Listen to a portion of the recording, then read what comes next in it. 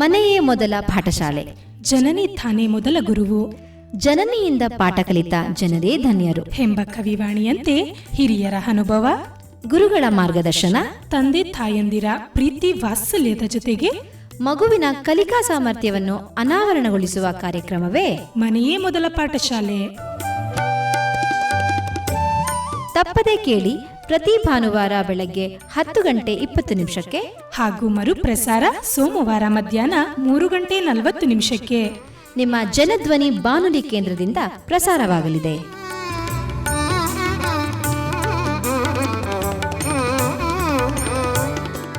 ಆತ್ಮೀಯ ಜನಧ್ವನಿ ಕೇಳುಗರಿಗೆ ನಮಸ್ಕಾರ. ಇದು ನಿಮ್ಮ ನೆಚ್ಚಿನ ಹಾಗೂ ಮೈಸೂರಿನ ಮೊಟ್ಟ ಮೊದಲ ಸಮುದಾಯ ಬಾನುಲಿ ಕೇಂದ್ರ ಜನಧ್ವನಿ 90.8 ಕಂಪನಾಂಕದಲ್ಲಿ ಸರಗೂರಿನಿಂದ ಪ್ರಸಾರವಾಗುತ್ತಿದೆ. ನಾನು ನಿಮ್ಮ ರೇಡಿಯೋ ಗೆಳತಿ ಪ್ರೀತಿ. ಇಂದಿನಂತೆ ತಮ್ಮೆಲ್ಲರಿಗೂ ಮನೆಯೇ ಮೊದಲ ಪಾಠಶಾಲೆ ಕಾರ್ಯಕ್ರಮಕ್ಕೆ ಆತ್ಮೀಯವಾದ ಸ್ವಾಗತ. ಮನೆಯ ಮೊದಲ ಪಾಠಶಾಲೆ ತಾಯಿಯೇ ಮೊದಲ ಗುರುವು ಎಂಬಂತೆ ಮಗುವಿನ ಅಕ್ಷರಾಭ್ಯಾಸ ಮನೆಯಿಂದಲೇ ಆರಂಭವಾಗುತ್ತದೆ. ಮಗುವಿನ ಉತ್ತಮವಾದ ಭವಿಷ್ಯಕ್ಕೆ ಮನೆಯಲ್ಲಿ ದೊರೆತ ಪ್ರಾಥಮಿಕ ಸಂಸ್ಕಾರವೇ ಬುನಾದಿಯಾಗಬೇಕು. ಹಾಗೆಯೇ ಮಕ್ಕಳ ಬೆಳವಣಿಗೆ ಮೇಲೆ ಗಮನ ಹರಿಸುವುದು ಪೋಷಕರ ಕರ್ತವ್ಯ. ಮಕ್ಕಳು ಬೆಳೆಯುವ ಸಸಿಯಂತೆ ಉತ್ತಮವಾದ ಪೋಷಣೆಯ ಜೊತೆಗೆ ಒಳ್ಳೆಯ ಹಾಗೂ ಕೆಟ್ಟ ವಿಷಯಗಳ ಬಗ್ಗೆ ಅರಿವು ಮೂಡಿಸುವುದು ತುಂಬಾ ಮುಖ್ಯ. ಹಾಗೆಯೇ ನಮ್ಮ ಇವತ್ತಿನ ಕಾರ್ಯಕ್ರಮದಲ್ಲಿ ಮಗುವಿನ ಆರೋಗ್ಯ ಸಮಗ್ರ ವೀಕ್ಷಣೆ ಎಂಬ ವಿಷಯದಲ್ಲಿ ಮೊದಲನೇ ಭಾಗವಾಗಿ ಗರ್ಭಿಣಿಯ ಶಾರೀರಿಕ ಮತ್ತು ಮಾನಸಿಕ ಆರೋಗ್ಯದ ಪರಿಣಾಮ ಗರ್ಭಸ್ಥ ಶಿಶುವಿನ ಮೇಲೆ ಹೇಗೆ ಪರಿಣಾಮ ಬೀರುತ್ತದೆ ಎಂಬ ವಿಷಯದ ಕುರಿತು ಮಾತನಾಡಲು ನಮ್ಮ ಜೊತೆ ಇದ್ದಾರೆ ನಿವೃತ್ತ ಮಕ್ಕಳ ತಜ್ಞರಾದ ಡಾಕ್ಟರ್ ಅರುಣ್ ಕುಮಾರ್ ಅವರು. ಬನ್ನಿ ಅವರನ್ನ ಕಾರ್ಯಕ್ರಮಕ್ಕೆ ಸ್ವಾಗತಿಸೋಣ. ಅವರಿಂದಲೇ ಒಂದಿಷ್ಟು ವಿಚಾರವನ್ನ ತಿಳಿಯೋಣ. ಸರ್, ಮನೆಯ ಮೊದಲ ಪಾಠಶಾಲೆ ಕಾರ್ಯಕ್ರಮಕ್ಕೆ ಆತ್ಮೀಯವಾದ ಸ್ವಾಗತ ಸರ್. ಧನ್ಯವಾದ ಸರ್. ಮೊದಲಿಗೆ ನಿಮ್ಮ ಪರಿಚಯವನ್ನ ನಮ್ಮ ಜನಧ್ವನಿ ಕೇಳುಗರಿಗೆ ಮಾಡಿಕೊಡಿ ಸರ್. ನಾನೊಬ್ಬ ಮಕ್ಕಳ ವೈದ್ಯ. ನಾನು ಕರ್ನಾಟಕದವನೇ ಆದ್ರೂ 25 ವರ್ಷ ಕೇರಳದಲ್ಲಿ ಕೆಲಸ ಮಾಡಿ ಆಮೇಲೆ ಒಂದು 4.25 ವರ್ಷ ಸರ್ಗೂರ್ ವಿವೇಕಾನಂದ ಮೆಮೋರಿಯಲ್ ಹಾಸ್ಪಿಟಲ್ ಕೆಲಸ ಮಾಡಿದೆ. ಆಮೇಲೆ ನಾನು ನಿವೃತ್ತನಾಗಿ ಈಗ ಪಾಂಡುಪುರದಲ್ಲಿ ಈಗ ಇದ್ದೀನಿ. ನನಗೆ ಮಕ್ಕಳಿಗೆ ಔಷಧಿ ಬರ್ಕೊಡೋದಕ್ಕಿಂತ ಮಕ್ಕಳ ಆರೋಗ್ಯವನ್ನು ಹೇಗೆ ಕಾಪಾಡ್ಕೊಳ್ಬೇಕು ಅನ್ನೋದ್ರ ಮೇಲೆ ಹೇಳೋದಕ್ಕೆ ಜಾಸ್ತಿ ಇಷ್ಟ. ಮತ್ತೆ ಮಕ್ಕಳ ಆರೋಗ್ಯ ಅಂದ್ರೆ ಬರೀ ಶಾರೀರಿಕ ಆರೋಗ್ಯವನ್ನು ಮಾತ್ರ ಗಮನಿಸಿದ್ರೆ ಸಾಲದು. ಮಕ್ಕಳ ಮಾನಸಿಕ ಆರೋಗ್ಯಕ್ಕೂ ಸಾಕಷ್ಟು ಗಮನ ಕೊಡ್ಬೇಕು.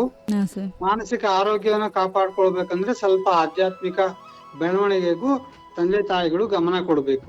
ಇದ್ರ ಬಗ್ಗೆ ಎಲ್ಲ ಹೇಳೋದಕ್ಕೆ ನನಗೆ ಆಸಕ್ತಿ ಇದೆ. ಸರ್, ಮೊದಲಿಗೆ ಗರ್ಭಿಣಿ ಆಹಾರ ಪದ್ಧತಿ ಮಗುವಿನ ದೈಹಿಕ ಬೆಳವಣಿಗೆ ಮೇಲೆ ಹೇಗೆ ಪರಿಣಾಮ ಬೀರುತ್ತೆ ಅಂತ ಭಾವಿಸ್ತೀರಾ ಸರ್? ನಮ್ಮ ಗ್ರಂಥಗಳಲ್ಲಿ ಶರೀರವನ್ನ ಅನ್ನಮಯ ಕೋಶ ಅಂತ ಹೇಳ್ತಾರೆ ಅಲ್ವಾ?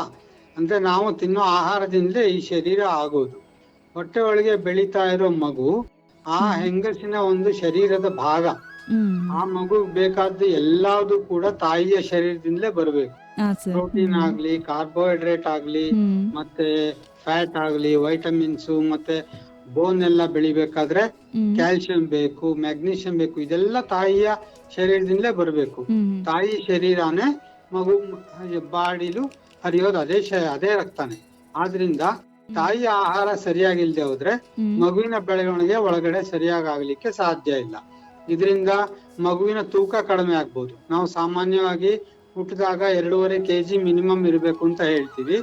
ಈಗ ತಾಯಿಗೆ ತುಂಬಾ ಆಹಾರದ ಕೊರತೆ ಆದ್ರೆ ಇದು ಕಡಿಮೆ ಆಗ್ಬೋದು, 2.5 kg ಕಡಿಮೆ ಆಗ್ಬೋದು.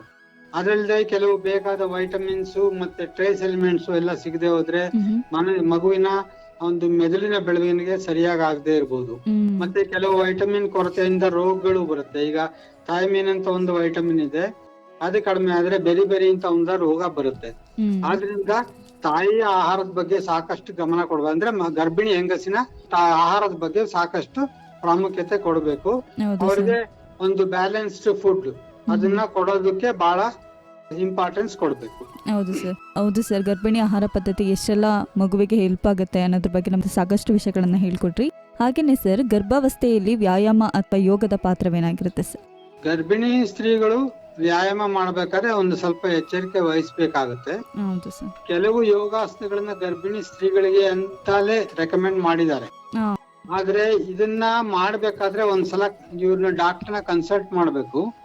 ಈಗ ಏನಾಗ್ತಾ ಇದೆ, ನಾವು ಸಾಮಾನ್ಯವಾಗಿ ಆಂಟಿನೇಟಲ್ ಚೆಕಪ್ ಅಂತ ಹೇಳ್ತೀವಲ್ಲ, ಹಾ ಸರ್. ಇದರಲ್ಲಿ ಇದ್ರ ಬಗ್ಗೆ ಸಾಕಷ್ಟು ಗಮನ ಕೊಡ್ತಾ ಇಲ್ಲ. ಇದನ್ನ ಯಾರು ಹೇಳಲ್ಲ ಸಾಮಾನ್ಯವಾಗಿ. ಹೌದು ಸರ್. ಆಂಟಿನೇಟಲ್ ಚೆಕಪ್ ಅಂದ್ರೆ ಬ್ಲಡ್ ಪ್ರೆಷರ್ ನೋಡೋದು, ಬ್ಲಡ್ ಗ್ರೂಪ್ ನೋಡೋದು, ಹೈಟ್ ವೇಟ್ ನೋಡೋದು, ಮತ್ತೆ ಏನಾರ ಕಾಯಿಲೆ ಇದೆ ಅಂತ ಟೆಸ್ಟ್ ಮಾಡೋದು, ಅದೇ ಆಗ್ತಾ ಇದೆ. ಈ ಆಸನಗಳ ಬಗ್ಗೆ ಇನ್ನೂ ಹೇಳ್ತಾ ಇಲ್ಲ. ಹೌದು ಇದು ಸರ್. ನಮ್ಮ ಪೂರ್ವಿಕರು ಕೆಲವು ಆಸನಗಳನ್ನ ಹೇಳಿದ್ದಾರೆ. ಭದ್ರಾಸನ ಅಂತ ಒಂದು ಆಸನ ಇದೆ, ಇದನ್ನ ಹೇಳಿದ್ದಾರೆ. ಇನ್ನು ಕೆಲವು ಆಸನಗಳು ಗರ್ಭಿಣಿಗೆ ಆ ಟೈಮ್ ನಲ್ಲಿ ಮಾಡುವಂತದ್ದೇ ಕೆಲವು ಆಸನಗಳನ್ನ ಹೇಳಿದ್ದಾರೆ. ಇದನ್ನ ಮಾಡಕ್ ಮುಂಚೆ ಒಂದ್ಸಲ ಡಾಕ್ಟರ್ನ ಕನ್ಸಲ್ಟ್ ಮಾಡ್ಬೇಕು. ಯಾಕಂದ್ರೆ ಕೆಲವು ಸಮಸ್ಯೆಗಳಿದ್ರೆ ಆ ಆಸನಗಳನ್ನ ಮಾಡಬಾರದು. ಆದ್ರೆ ಕೆಲವು ಆಸನಗಳನ್ನ ಮಾಡೋದ್ರಿಂದ ಪ್ರಯೋಜನ ಆಗುತ್ತೆ, ಮತ್ತೆ ನಾರ್ಮಲ್ ಡೆಲಿವರಿಗೆ ಹೆಲ್ಪ್ ಆಗುತ್ತೆ ಅಂತ ಹೇಳ್ತಾ ಇದ್ದಾರೆ. ಇದ್ರ ಬಗ್ಗೆನೂ ಅದೇ ಇನ್ನೊಂದ್ ಸ್ವಲ್ಪ ಈ ಮಾಡರ್ನ್ ಮೆಡಿಸಿನ್ ಅಲ್ಲಿ ಇದನ್ನ ಅಷ್ಟು ಸೇರ್ಕೊಂಡಿಲ್ಲ. ಈಗ ನಾವು ಇಂಟಿಗ್ರೇಟ್ ಮಾಡ್ತಾ ಇದೀವಿ. ಆಯುರ್ವೇದ ಮತ್ತೆ ಮಾಡರ್ನ್ ಮೆಡಿಸಿನ್ ಇಂಟಿಗ್ರೇಟ್ ಸ್ವಲ್ಪ ಸ್ವಲ್ಪ ಆಗ್ತಾ ಇದೆ. ನಾವು ಎಲ್ಲಾದ್ರಲ್ಲಿ ಇರೋ ಒಳ್ಳೇದನ್ನ ತಗೊಳ್ಬೇಕು. ಆಯುರ್ವೇದದಲ್ಲಿ ಇರೋದೆಲ್ಲ ಅನ್ಸೈಂಟಿಫಿಕ್ ಅಂತ ಹೇಳೋದು ಸರಿಯಾಗಲ್ಲ. ಈ ಯೋಗಾಸನಗಳ ಬಗ್ಗೆ ಇನ್ನೂ ಒಂದ್ ಸ್ವಲ್ಪ ಇದು ಮಾಡಬಹುದು, ಸ್ಟಡಿ ಮಾಡಬಹುದು. ಮತ್ತೆ ಗೈನಕಾಲಜಿಸ್ಟ್ ಸ್ವಲ್ಪ ಇದ್ರ ಬಗ್ಗೆ ಹೇಳಕ್ ಶುರು ಮಾಡ್ಬೇಕು. ಯಾಕಂದ್ರೆ ಬೇರೆಯವ್ರು ಹೇಳೋದಕ್ಕಿಂತ ಅವ್ರು ಹೇಳಿದ್ರೆ ಒಂದ್ ಸ್ವಲ್ಪ ಅವ್ರ ಪರಿಣಾಮ ಆಗುತ್ತೆ, ಅದನ್ನ ತಿಳ್ಕೊಳ್ಬೇಕು. ಕೆಲವು ಯೋಗಾಸನಗಳು ಮಾತ್ರ, ಎಲ್ಲಾವುದು ಯೋಗಾಸನ ಮಾಡಕ್ ಆಗಲ್ಲ ಗರ್ಭಿಣಿ ಹೆಂಗಿದ್ರು. ಕೆಲವನ್ನ ಮಾಡ್ಬೋದು. ಸ್ವಲ್ಪ ವ್ಯಾಯಾಮ ಮಾಡ್ಬೇಕು. ಅದರಿಂದ ಅವ್ರಿಗೆ ಈ ಬೆನ್ನೋವು ಬರೋದು, ಮತ್ತೆ ಜಾಯಿಂಟ್ ಸ್ಟಿಫ್ನೆಸ್ ಬರೋದು, ಕಾಲು ಉಟ್ಕೊಳ್ಳೋದು ಅದೆಲ್ಲ ಕಡಿಮೆ ಆಗುತ್ತೆ. ಅದರಿಂದ ಗರ್ಭಿಣಿ ಆದವ್ರು ಯಾವುದೇ ವ್ಯಾಯಾಮ ಮಾಡಬಾರ್ದು ಅಂತ ಹೇಳಿಲ್ಲ. ಸ್ವಲ್ಪ ಅವರ ಒಂದು ಆರೋಗ್ಯವನ್ನು ನೋಡ್ಕೊಂಡು, ಈಗ BP ಜಾಸ್ತಿ ಆಗಿದ್ರೆ ಕೆಲವು ಮಾಡಕ್ ಆಗಲ್ಲ, ಆತರ ನೋಡ್ಕೊಂಡು ಕೆಲವು ವ್ಯಾಯಾಮಗಳನ್ನ ಮಾಡೋದ್ರಿಂದ ಅವ್ರಿಗೆ ನಾರ್ಮಲ್ ಡೆಲಿವರಿಗೂ ಸಹಾಯ ಆಗುತ್ತೆ. ಮತ್ತೆ ಅವ್ರಿಗೂ ಈಗ ಬೆನ್ನೋವು ಬರೋದು, ಜಾಯಿಂಟ್ ಸ್ಟಿಫ್ನೆಸ್ ಬರೋದು ಅದು ಎಲ್ಲ ಸ್ವಲ್ಪ ಆದ್ರೂ ಕಡಿಮೆ ಆಗುತ್ತೆ. ಹೌದು ಸರ್. ವ್ಯಾಯಾಮ ಯೋಗದ ಬಗ್ಗೆ ಒಂದಷ್ಟು ವಿಚಾರಗಳನ್ನ ಹೇಳಿದ್ರಿ ಸರ್. ಹಾಗಿದ್ರೆ ಯೋಗಗಳು ಅಂತಂದ್ರೆ ಯಾವ ರೀತಿ ಯೋಗಗಳನ್ನ ಅವ್ರು ಮಾಡ್ಬೋದು ಅನ್ನೋದ್ರ ಬಗ್ಗೆ ಹೇಳ್ಬೋದಾ ಸರ್? ಅದೇ ಕೆಲವು ಹೇಳಿದಲ್ಲ, ಈಗ ಭದ್ರಾಸನ ಅಂತ ಒಂದು ಆಸನ ಇದೆ, ಅದನ್ನ ಮಾಡ್ಬೋದು ಅಂತ ಹೇಳ್ತಾರೆ. ವಜ್ರಾಸನ ಅಂತ ಒಂದಿದೆ, ಬದ್ಧ ಕೋಣಾಸನ ಅಂತ ಒಂದು ಆಸನ ಇದೆ. ಆದ್ರೆ ಇದನ್ನ ಮಾಡಕ್ ಮುಂಚೆ ಒಂದ್ಸಲ ಡಾಕ್ಟರ್ ಕನ್ಸಲ್ಟ್ ಮಾಡ್ಬೇಕು. ಯಾಕಂದ್ರೆ ಕೆಲವ್ರಿಗೆ ಕೆಲವು ಸಮಸ್ಯೆ ಇದ್ರೆ ಅದನ್ನ ಮಾಡಕ್ ಆಗಲ್ಲ. ಆದ್ರೆ ಬೇರೆ ಏನೋ ಸಮಸ್ಯೆ ಇಲ್ಲದೆ ಹೋದ್ರೆ ಈ ಆಸನಗಳನ್ನ ಮಾಡೋದ್ರಿಂದ ನಾರ್ಮಲ್ ಡೆಲಿವರಿ ಆಗ್ಲಿಕ್ಕೆ ಸ್ವಲ್ಪ ಸಹಾಯ ಆಗುತ್ತೆ ಅಂತ ಹೇಳ್ತಾ ಇದ್ದಾರೆ. ಇದ್ರ ಬಗ್ಗೆ ಈಗ ಇದ್ರಲ್ಲೂ ವೆಬ್ಸೈಟ್ ನೀವು ಸರ್ಚ್ ಮಾಡಿದ್ರೆ ಸರ್ಚ್ ಇಂಜಿನ್ ಇದ್ರ ಬಗ್ಗೆ ಎಲ್ಲ ಇನ್ಫಾರ್ಮೇಶನ್ ಇವಾಗ ಸಿಗುತ್ತೆ. ಹೌದು ಸರ್. ನೀವು ಹೇಳ್ದಾಗೇನೆ ಅಂದ್ರೆ ಹಿರಿಯರು ಒಂದಷ್ಟು ಯೋಗಗಳ ಬಗ್ಗೆ ನಾರ್ಮಲ್ ಡೆಲಿವರಿ ಆಗೋದಕ್ಕೆ ಎಷ್ಟೆಲ್ಲ ಸಹಾಯ ಆಗುತ್ತೆ ಅನ್ನೋದ್ರ ಬಗ್ಗೆ ನಮ್ಗೆ ತಿಳಿಸ್ಕೊಟ್ರಿ ಸರ್. ತಾಯಿಯ ನಿದ್ರೆ, ವಿಶ್ರಾಂತಿ ಹಾಗೂ ಶಾರೀರಿಕ ಆರೈಕೆ ಬಗ್ಗೆ ನೀವು ನೀಡುವ ಸಲಹೆ ಅಂದ್ರೆ ಏನು ಸರ್? ನಿದ್ದೆ ಎಲ್ರಿಗೂ ಬೇಕು. ಅದೇ ರೀತಿ ಗರ್ಭಿಣಿ ಸ್ತ್ರೀಗೂ ಸಾಕಷ್ಟು ನಿದ್ದೆ ಮಾಡಬೇಕು. ಮತ್ತೆ ಅವರು ಈಗ ಮಾಮೂಲಿ ಕೆಲಸ ಎಲ್ಲ ಮಾಡ್ಬೋದು, ಎಲ್ಲಾ ಕೆಲಸ ಬಿಡಬೇಕು ಅಂತ ಏನಿಲ್ಲ. ಮನೇಲಿ ಸಾಮಾನ್ಯವಾಗಿ ಮಾಡೋ ಕೆಲಸ ಮಾಡ್ಬೋದು, ಆದ್ರೆ ಹೆಚ್ಚು ಭಾರ ಎತ್ತೋದು ಆ ತರದ್ದು ಮಾಡಬಾರ್ದು. ಅವ್ರಿಗೆ ಸಾಕಷ್ಟು ಶಾರೀರಿಕವಾಗಿ ಸ್ವಲ್ಪ ರೆಸ್ಟ್ ಬೇಕಾಗುತ್ತೆ. ಈಗ ಒಂದೊಂದ್ ಟೈಮ್ ಸುಸ್ತಾಗುತ್ತೆ. ಅದ್ರಲ್ಲಿ ಈಗ ಸೆಕೆಂಡ್ ಟ್ರೈಮಿಸ್ಟರ್ ಒಂದು ಡೆಲಿವರಿ ಟೈಮ್ ಹತ್ರ ಬಂದಾಗ ಸ್ವಲ್ಪ ಅವ್ರಿಗೆ ಸುಸ್ತಾಗುತ್ತೆ. ಆ ಟೈಮ್ ನಲ್ಲಿ ಸ್ವಲ್ಪ ವಿಶ್ರಾಂತಿ ಬೇಕಾಗುತ್ತೆ. ಅಷ್ಟು ತಗೊಂಡ್ರೆ ಸಾಕು. ಹಂಗಂತ ಎಲ್ಲಾ ಕೆಲ್ಸ ಬಿಟ್ಟು ಯಾವಾಗ್ಲೂ ಕೂತ್ಕೊಂಡಿರ್ಬೇಕು ಅಂತ ಏನಿಲ್ಲ. ಮತ್ತೆ ಮಾಮೂಲಿ ನಿದ್ರೆ ಮಾಡುವಂಗೆ ಅವರು ನಿದ್ದೆ ಮಾಡಬೇಕು. ಒಂದು ಲಿಮಿಟೆಡ್ ಎಕ್ಸರ್ಸೈಸ್ ಮಾಡಿ ಎಷ್ಟು ಬೇಕೋ ಅಷ್ಟು ರೆಸ್ಟ್ ತಗೊಂಡ್ರೆ ಅವರ ಆರೋಗ್ಯನೂ ಚೆನ್ನಾಗಿರುತ್ತೆ. ಸರ್, ಅಂದ್ರೆ ತಾಯಿಯ ವಿಶ್ರಾಂತಿ ಹಾಗೂ ನಿದ್ರೆ ಮಗುವಿಗೆ ಎಷ್ಟೆಲ್ಲ ಸಹಾಯ ಆಗುತ್ತೆ ಅನ್ನೋದ್ರ ಬಗ್ಗೆ ಗೊತ್ತಾಯ್ತು ಸರ್. ಹಾಗಿದ್ರೆ ಗರ್ಭಾವಸ್ಥೆಯಲ್ಲಿ ತಾಯಿಯ ದೈಹಿಕ ಅಸಹಜತೆ ಮಗುವಿನ ಮೇಲೆ ಹೇಗೆ ಪರಿಣಾಮ ಬೀರುತ್ತೆ ಸರ್? ಸಾಮಾನ್ಯವಾಗಿ ಗರ್ಭಿಣಿ ಹೆಂಗಸರಿಗೆ ಬರೋ ಒಂದು ಸಮಸ್ಯೆ ಅಂದ್ರೆ BP ಜಾಸ್ತಿ ಆಗುತ್ತೆ. ಈ BP ತುಂಬಾ ಜಾಸ್ತಿ ಆಗೋದ್ರಿಂದ ಮಗುವಿನ ಬೆಳವಣಿಗೆ ಸರಿಯಾಗಿ ಆಗೋದಿಲ್ಲ. ಇದಕ್ಕೆ ಲೋ ಬರ್ತ್ ವೇಟ್ ಅಂತ ಹೇಳ್ತೀವಿ ನಾವು. ಸ್ಮಾಲ್ ಫಾರ್ ಡೇಟ್ ಅಥವಾ ಲೋ ಬರ್ತ್ ವೇಟ್ ಬೇಬೀಸ್ ಅಂತ ಹೇಳ್ತೀವಿ. ಅಂದ್ರೆ ಹೊಟ್ಟೆ ಒಳಗಡೆ ಸರಿಯಾಗಿ ಬೆಳವಣಿಗೆ ಆಗೋದಿಲ್ಲ. ತೂಕ ಕಡಿಮೆ ಆಗ್ಬೋದು, 2.5 kg ಕಡಿಮೆ ಇರ್ಬೋದು. ಈ ತರ ಆಗೋ ಮಕ್ಕಳಿಗೆ ಒಂದೊಂದ್ ಟೈಮು ರಕ್ತದಲ್ಲಿ ಶುಗರ್ ಕಡಿಮೆ ಆಗ್ಬೋದು. ಶುಗರ್ ಕಡಿಮೆ ಆಗೋದ್ರಿಂದ ಫಿಟ್ಸ್ ಕೂಡ ಬರ್ಬೋದು ಮಕ್ಕಳಿಗೆ. ಅದರಿಂದ ಈ BP ಏನಾರ ಇದ್ರೆ ಅದಕ್ಕೆ ಸರಿಯಾಗಿ ಟ್ರೀಟ್ಮೆಂಟ್ ತಗೊಳ್ಬೇಕು. ಈ BP ತುಂಬಾ ಜಾಸ್ತಿ ಆದ್ರೆ ಗರ್ಭಿಣಿ ಹೆಂಗಸರಿಗೆ ಫಿಟ್ಸ್ ಬರ್ಬೋದು. ಇದಕ್ಕೆ ಎಕ್ಲಾಂಪ್ಸಿಯಾ ಅಂತ ಹೇಳ್ತೀವಿ. ಅದರಿಂದ ಅದಕ್ಕೋಸ್ಕರನೇ ನಾವು ತಿಂಗಳು ಚೆಕಪ್ ಮಾಡ್ಬೇಕು ಅಂತ ಹೇಳೋದು. ಎಲ್ಲಾ ತಿಂಗಳು ಹೋಗಿ ಚೆಕಪ್ ಮಾಡಿಸ್ಕೊಳ್ಬೇಕು. ಮತ್ತೆ BP ಏನಾರ ಜಾಸ್ತಿ ಇದ್ರೆ ಡಾಕ್ಟರ್ ಅದಕ್ಕೇನು ಔಷಧಿ ಕೊಡ್ಬೇಕು ಅದನ್ನ ಕೊಡ್ತಾ ಇದ್ರೆ, ತುಂಬಾ ಜಾಸ್ತಿ ಇದ್ರೆ ಕೆಲವು ಸಲ ಅಡ್ಮಿಟ್ ಮಾಡ್ಬೇಕಾಗುತ್ತೆ. ಮತ್ತೆ ಕೆಲವು ಸಲ ಸ್ವಲ್ಪ ಬೇಗ ಡೆಲಿವರಿನೂ ಮಾಡ್ಬೇಕಾಗ್ಬೋದು. ಇದು ಒಂದು ಸಮಸ್ಯೆ ಸಾಮಾನ್ಯವಾಗಿ ಉಂಟಾಗೋದು. ಮತ್ತೆ ಹ್ಮ್. ತಾಯಿಗೆ ಕೆಲವು ರೋಗಗಳು ಬಂದ್ರೆ, ಈಗ ನಾವು ವೈರಲ್ ಇನ್ಫೆಕ್ಷನ್ಸ್ ಅಂತ ಹೇಳ್ತೀವಲ್ಲ, ಹಾ ಸರ್. ಬೇರೆ ಬೇರೆ ತರದ ವೈರಸ್ ಇದೆ. ಹಾ. ಈಗ ರೂಬೆಲ್ಲಾ ಅಂತ ಒಂದು ವೈರಸ್ ಇದೆ. ಹ್ಮ್. ಈ ರೂಬೆಲ್ಲಾ ಇನ್ಫೆಕ್ಷನ್ ಏನಾರ ಗರ್ಭಿಣಿ ಹೆಂಗಸರಿಗಾದ್ರೆ ಹ್ಮ್. ಅದರಿಂದ ಹೊಟ್ಟೆ ಒಳಗಡೆ ಇರೋ ಮಗುಗೆ ತುಂಬಾ ಸಮಸ್ಯೆ ಆಗ್ಬೋದು. ಹಾ ಸರ್. ಮಗು ಹೊಟ್ಟೆ ಒಳಗಡೆನೆ ಸತ್ತು ಹೋಗ್ಬೋದು, ಅಥವಾ ಕಣ್ಣಿನ ಸಮಸ್ಯೆ ಅಂದ್ರೆ ಕ್ಯಾಟ್ರಾಕ್ಟ್ ಆಗ್ಬೋದು, ಹ್ಮ್. ಮೆದುಳಿಗೆ ಆಘಾತ ಆಗ್ಬೋದು, ಹ್ಮ್. ಹಾರ್ಟ್ ಅಲ್ಲಿ ಸಮಸ್ಯೆ ಆಗ್ಬೋದು. ಈ ರೀತಿ ಅನೇಕ ಸಮಸ್ಯೆಗಳಾಗಿ ಹ್ಮ್. ಮಗು ಪ್ರಿಮೆಚೂರ್ ಡೆಲಿವರಿನೂ ಆಗ್ಬೋದು, ಹ್ಮ್. ಅಥವಾ ಹೊಟ್ಟೆ ಒಳಗಡೆ ಸಾಯುವಂತ ಸ್ಥಿತಿನೂ ಬರ್ಬೋದು. ಹ್ಮ್. ಅದರಿಂದ ತಾಯಿಗೆ ಯಾವುದೇ ಕಾಯಿಲೆ ಬಂದ್ರು ಅದು ಮಗುವಿನ ಮೇಲೆ ಒಂದು ಪರಿಣಾಮ ಮಾಡಬಹುದು. ಮತ್ತೆ ಅದೇ ರೀತಿ ನಾವು ಗರ್ಭಿಣಿ ಹೆಂಗಸರಿಗೆ ಕೊಡೋ ಔಷಧಿ ಬಗ್ಗೆನೂ ಸ್ವಲ್ಪ ಗಮನಿಸ್ಬೇಕಾಗುತ್ತೆ. ಅದರಿಂದಲೂ ಕೂಡ ಹೊಟ್ಟೆ ಒಳಗಡೆ ಇರುವ ಮಗುವಿನ ಮೇಲೆ ಪರಿಣಾಮ ಆಗ್ಬಹುದು. ಆದ್ರಿಂದ ಯಾವ ದೈಹಿಕ ಸಮಸ್ಯೆ ಇದ್ರೂ ಅದನ್ನ ನೆಗ್ಲೆಕ್ಟ್ ಮಾಡದೆ ತಕ್ಷಣ ಡಾಕ್ಟರ್ ತೋರಿಸ್ಕೊಳ್ಬೇಕು. ಮತ್ತೆ ಗರ್ಭಿಣಿ ಸ್ತ್ರೀಗಳು ಈ ರೀತಿ ಒಂದು ಏನಾರ ಇನ್ಫೆಕ್ಷನ್ ಆಗುವಂತ ಚಾನ್ಸ್ ಇದ್ರೆ ದೂರ ಇರ್ಬೇಕು. ಹೆಚ್ಚು ಜನ ಇರೋ ಸ್ಥಳಗಳಿಗೆಲ್ಲ ಹೋಗದೆ ಇರೋದು ಒಳ್ಳೆಯದು. ಸರ್, ನೀವು ಹೇಳ್ದಾಗೇನೆ ಅಂದರೆ ಗರ್ಭಾವಸ್ಥೆಯ ಸ್ತ್ರೀಯರು ದೈಹಿಕವಾಗಿ ಶಕ್ತಿಯುತವಾಗಿಲ್ಲದೆ ಹೋದರೆ ಏನೆಲ್ಲ ಪರಿಣಾಮಗಳನ್ನ ಎದುರಿಸಬೇಕಾಗಬಹುದು, ಅದು ಮಗು ಮೇಲೆ ಎಷ್ಟು ಪರಿಣಾಮ ಬೀರುತ್ತೆ ಅನ್ನೋದ್ರ ಬಗ್ಗೆ ತಿಳಿಸ್ಕೊಟ್ರಿ ಸರ್. ಸರ್, ಹಾಗೇನೆ ತಾಯಿಯ ಮನಸ್ಥಿತಿ ಅಥವಾ ಭಾವನೆಗಳು ಮಗುವಿನ ಮನೋವಿಕಾಸಕ್ಕೆ ಯಾವ ಮಟ್ಟಿಗೆ ಪ್ರಭಾವ ಬೀರಬಹುದು ಸರ್? ಎಲ್ಲ ಸೈಕೋಸೊಮ್ಯಾಟಿಕ್ ಡಿಸಾರ್ಡರ್ಸ್ ಅಂತ ಕೇಳಿದೀವಲ್ವಾ? ಹೌದು ಸರ್. ಅಂದ್ರೆ ಮನಸ್ಸಿನ ಮೇಲೆ ಏನಾರ ಒಂದು ಸಮಸ್ಯೆ ಇದ್ರೆ, ಮಾನಸಿಕ ಸಮಸ್ಯೆ ಇದ್ರೆ ಅದರ ಪರಿಣಾಮ ಶರೀರದ ಮೇಲೂ ಉಂಟಾಗುತ್ತೆ. ಇದು ಹೇಗಾಗುತ್ತೆ ಅಂದ್ರೆ, ಮನಸ್ಸು ಪ್ರಕ್ಷುಬ್ಧ ಆದ್ರೆ ಆಂಗ್ಸೈಟಿ, ಡಿಪ್ರೆಷನ್ ಇದೆಲ್ಲ ಆಗೋದ್ರಿಂದ ನಮ್ಮ ಶರೀರದಲ್ಲಿ ಹಾರ್ಮೋನಲ್ ಇಂಬ್ಯಾಲೆನ್ಸ್ ಉಂಟಾಗುತ್ತೆ. ಸ್ಟ್ರೆಸ್ ಹಾರ್ಮೋನ್ಸ್ ಎಲ್ಲ ಹೇಳ್ತೀವಿ, ಆ ಹಾರ್ಮೋನ್ಗಳು ಜಾಸ್ತಿ ಪ್ರೊಡ್ಯೂಸ್ ಆಗುತ್ತೆ ಶರೀರದಲ್ಲಿ. ಈ ಹಾರ್ಮೋನ್ಗಳೆಲ್ಲ ಆ ರಕ್ತದ ಮೂಲಕ ಮಗುವಿನ ಶರೀರವನ್ನು ತಲುಪಬಹುದು. ಅದರಿಂದ ತಾಯಿಯ ಮನಸ್ಥಿತಿ ಹೇಗಿದ್ರು ಅದು ಇಂಡೈರೆಕ್ಟ್ ಆಗಿ ಮಗುವಿನ ಮೇಲೆ ಪರಿಣಾಮ ಮಾಡೇ ಮಾಡುತ್ತೆ. ಯಾಕೆಂದ್ರೆ ಹೊಟ್ಟೆ ಒಳಗಿರೋ ಮಗು ತಾಯಿಯ ಶರೀರದ ಒಂದು ಭಾಗ ಅಂತಲೇ ಹೇಳ್ಬೋದು. ಅದು ಬೇರೆ ಅಲ್ಲ, ಅದೇ ರಕ್ತನೇ ಹರಿಯೋದು. ಆದ್ರಿಂದ ತಾಯಿಯ ಮನಸ್ಥಿತಿಲಿ ಏನಾದ್ರೂ ಹೆಚ್ಚು ಕಡಿಮೆ ಆದ್ರೆ ಅದರಿಂದ ಹಾರ್ಮೋನಲ್ ಇಂಬ್ಯಾಲೆನ್ಸ್ ಆಗುತ್ತೆ. ಈ ಹಾರ್ಮೋನಲ್ ಇಂಬ್ಯಾಲೆನ್ಸ್ ರಕ್ತದಲ್ಲಿ ಮಗುವಿನ ಶರೀರಕ್ಕೂ ಹೋಗುತ್ತೆ.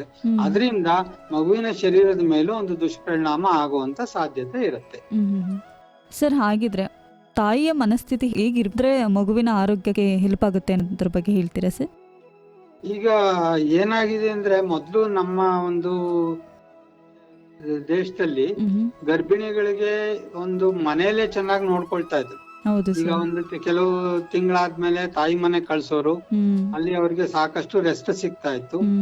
ಮತ್ತೆ ಅವರಿಗೆ ಈಗ ಭಜನೆ ಮಾಡೋದಾಗ್ಲಿ ಅಥವಾ ಭಗವದ್ಗೀತೆನೋ ಭಾಗವತನೋ ಓದೋದಾಗ್ಲಿ ಅಥವಾ ಈ ತರದ್ದೇನಾರ ಆಕ್ಟಿವಿಟೀಸ್ ಇದ್ರೆ, ಹತ್ರ ಯಾವ್ದೋ ಒಂದು ದೇವಸ್ಥಾನ ಇದೆ, ಅಲ್ಲಿ ಭಾಗವತ ಸಪ್ತಾಹ ಆಗ್ತಾ ಇದೆ ಅಥವಾ ಇನ್ನೇನೋ ಒಂದು ಫಂಕ್ಷನ್ ಆಗ್ತಾ ಇದೆ, ಅದನ್ನೆಲ್ಲ ಅವರು ಅದಕ್ಕೆಲ್ಲ ಹೋಗ್ತಾ ಇದ್ರೆ ಅವರ ಮನಸ್ಸಲ್ಲೂ ಒಂಥರ ಒಂದು ಸಂತೋಷ ಮತ್ತೆ ನೆಮ್ಮದಿ ಇರುತ್ತೆ.